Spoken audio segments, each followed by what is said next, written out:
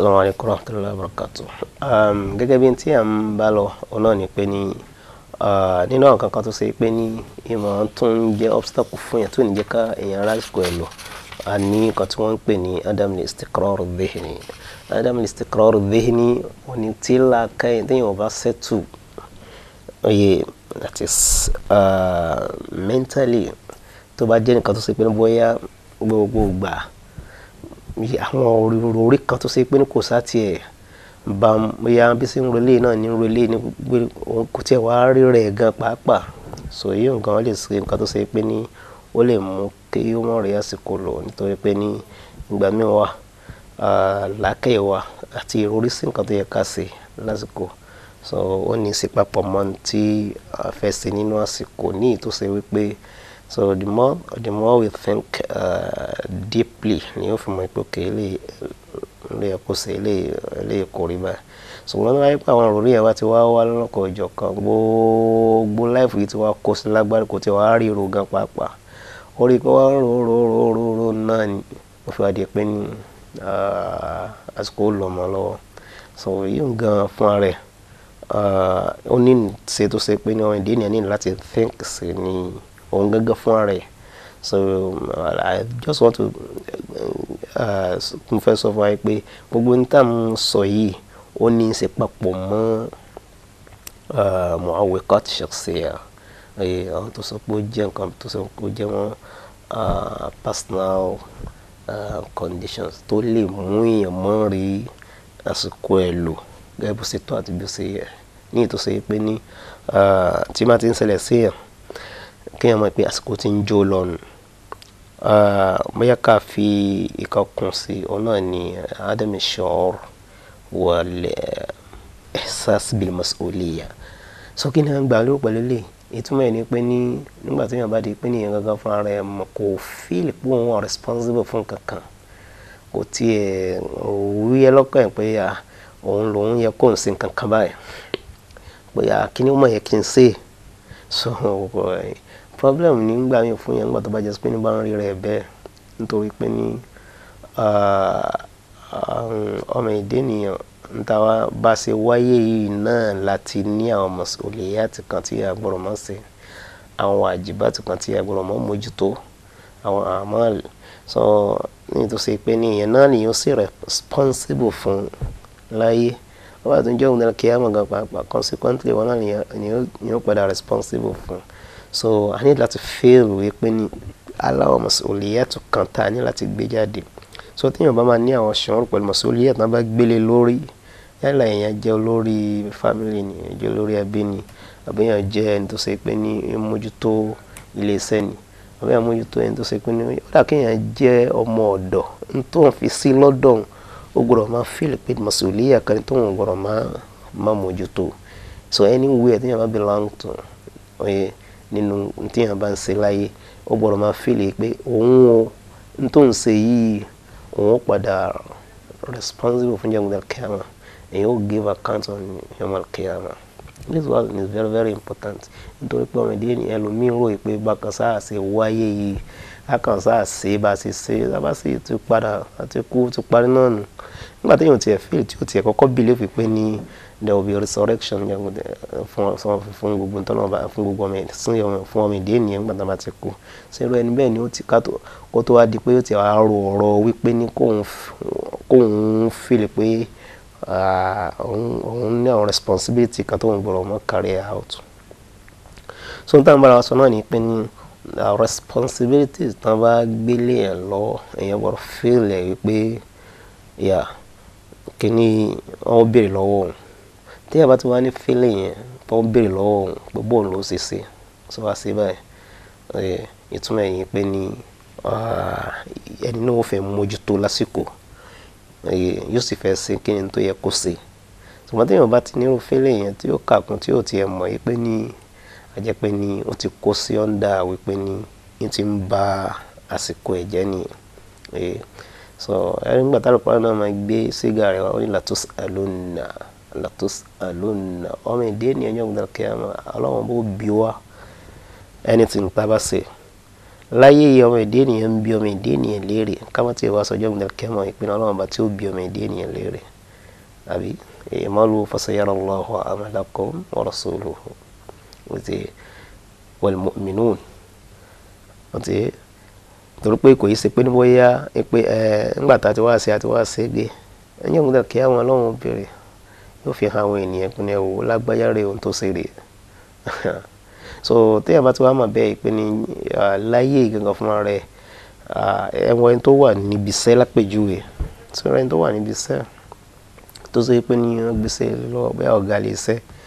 tó bá mójútó tí wọ́n ṣe iṣẹ́ yẹn wọ́n máa lọ déédéé bó ṣe yẹ kó lọ ṣùgbọ́n tó bá ṣàlàyé kàákún àjẹsí pé ní ó fẹ́ bà sẹ́yìn jẹ́ ni bẹ́ẹ̀ náà ni èèyàn tó ṣe pé ní ordinary lè níbi life ó dà nínú tó jẹ́ nǹkan bíi daily duty ṣe ó gbọ́dọ̀ máa feel pé àwọn kan wà tó yẹ kí n ṣe o àwọn kan wà tó yẹ kí n mójútó so àìmọ́ mọ̀ sí àwọn yẹn tí wọ́n bá jẹ́ tó mọ́ àwọn ròyìn jùlẹ̀ dáadáa ni yóò padà rí i pé ní òun bà àsìkò jẹ́ nìyẹn so ìyẹn náà ló fà tó jẹ́ pé ní aka ilé náà kún nínú àwọn kankan tó ṣe pé máa mú ó wà nínú àwọn obstacles yẹn ni pé ní kéèyàn máa wà conscious pẹ̀lú àsìkò ẹ̀ kó máa feel responsible fún iṣẹ́ tí ń ṣe wọ́n yẹ ń kíyámà Ọlọ́run bó bí oníkálukú wa èyàn gbọ́dọ̀ máa feel bẹ́ẹ̀ pé ní tí mò ń ṣe yìí Ọlọ́run bó mọ̀ bíire ìjọ ń kíyámà ṣe tó wá ti nífẹ̀ẹ́ yẹn so yóò tètè jára mọ́ tí ń ṣe so yóò tètè ṣe istithmaru àsìkò àwọn jẹ́ ká gbàgbé pé mo dá ń sọ ìyá ń sọ wípé béèyàn ṣe ń àsìkò wa n tí ó fún wa ní ìtumọ̀ parí àsìkò wa lò náà ni n ta gbèsè nínú ẹ̀ so tó wáyé pé n ta bá gbèsè nínú ẹ̀ tó ṣe pé ní ó bójúmọ́ bá làákà ẹ̀ mú sí bẹ́sìn mu ó ra àsìkò ẹ̀ lò nìyẹn ṣùgbọ́n tó ṣe pé ní bó ṣe lo àsìkò yẹn ó lò ragbàràgbà ránran awo kí ni tó gbèsè nínú àsìkò náà a rí pé ní kò sí nǹkan kan tó gbèsè kan tó ṣe pé ní ó lọ pẹ̀lú tọ́lọ́run ọba àbí ó lọ pẹ̀lú tànà Muhammad àbí ó lọ pẹ̀lú tó lè sọ gan àbí tó lè sọ ọmọ ẹ̀dẹ́ nìyẹn gan àbí Islam àbí àlùmọ́ láǹfààní irú ẹni bẹ́ẹ̀ àjẹsí pé ní tó ṣe yẹn wọ́n kàn waste àsìkò yẹn so when we are talking about al-waqt time a need láti máa consider kí ni tá a fi àsìkò náà ṣe torí pé tá a fi àsìkò gan ni ó mọ indicate àsìkò yẹn bọ́ọ̀ ló ṣe wúlò tó bọ́ọ̀ ló sì lè ṣe aláyìn àǹfààní tó ǹjẹ́ àríbi investor àbí àríbi investor. àwọn eléyìí tí a dárúkọ yìí àwọn lọ pẹ̀lú àwọn kankan tó ṣe pé ó ní í ṣe pẹ̀lú ntọ́mọ ìdí ènìyàn gangan fún ara ilé control ẹ̀ látara wípé ní òun ni ẹni tó ṣe pé ní gbogbo ń tá a sọ yìí ó rò papọ̀ mọ́ náà táwọn ká tó máa lọ àwọn ká tó lọ sí abala mi tó ṣe pé ní nínú àwọn kankan tó ṣe pé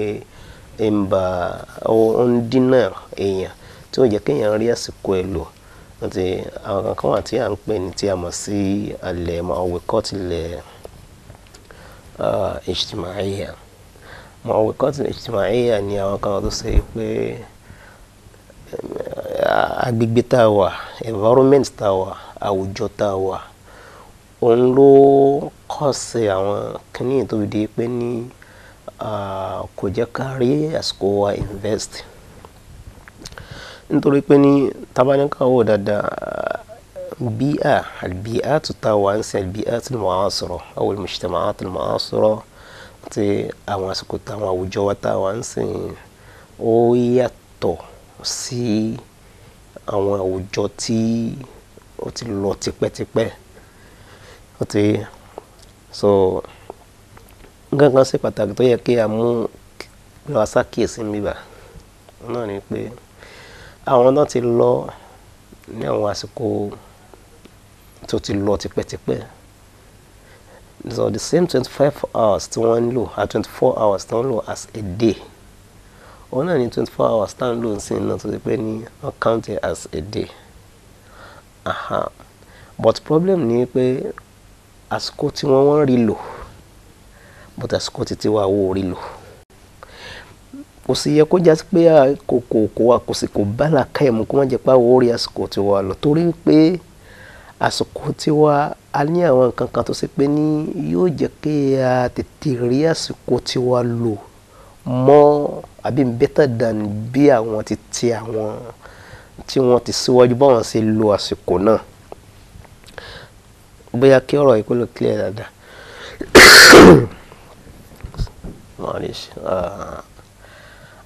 Àwọn tí wọ́n ti lọ, so tá bá fẹ́ count a day fún wọn just only 24 hours náà ni. Àwọn táwọn wà nísìnyí àsìkò yìí tá bá sọ pé ní ọjọ́ mà ti pé òru àtọ̀sán wà gbogbo ẹ̀ náà ń bọ̀ sí 24 hours náà ni. So bó tá bá ní ká wò ní táwọn tí wọ́n ti gbé àwọn tó ti lọ síwájú wa tí wọ́n gbèsè compare to tí à ń ṣe nísìn tọ́mọ ìdí ènìyàn bá ṣe ń lo àsìkò wa àti bọ́n ṣe lò a rí pé ìjàzá tí wọn àwọn kankan táwọn rí bí ṣe ìtajú ẹ̀ tí wọ́n produce fún aráyé fún ọmọ ìdí ènìyàn fún ẹ̀sìn ó wúlò wọ́n sì dá púpọ̀ ó láǹfààní lójú tí àwọn wọn produce lọ sí nǹkan tí ń jẹ́ àwọn ìtajà tiwa alfikriya ní tó ṣe pé kò sì yẹ kó rí bẹ́ẹ̀ nítorí yẹ kó rí bẹ́ẹ̀ ni pé ní àsìkò tí à ń lò ìmùsùlùmí àti tá à ń lò yìí ó ti produce àwọn kankan tó ṣe pé ó yẹ kó assist wa ká tún lè fi rí àsìkò yìí lò ju bí àwọn ẹni síwájú ṣe lò lọ. Now kí wá ní problem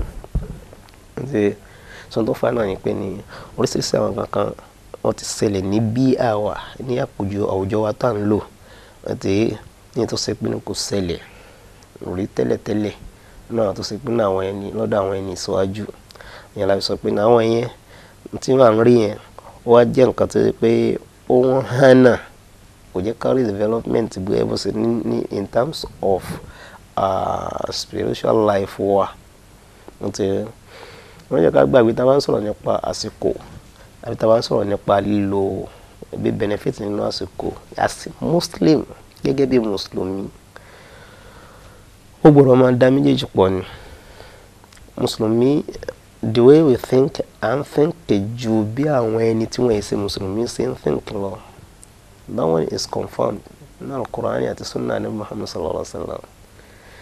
Kí ni kí ló fà ní pé àwọn ẹni nígbà táwọn ń ronú wọ́n sì rọra gbogbo ìrònú wọn jọ mọ ilé ayé nìkan. But Mùsùlùmí don't think further. So yẹn a máa padà ṣàlàyé yẹn inshallah tí a bá padà dé. Assalamu alaikum warahmatullah.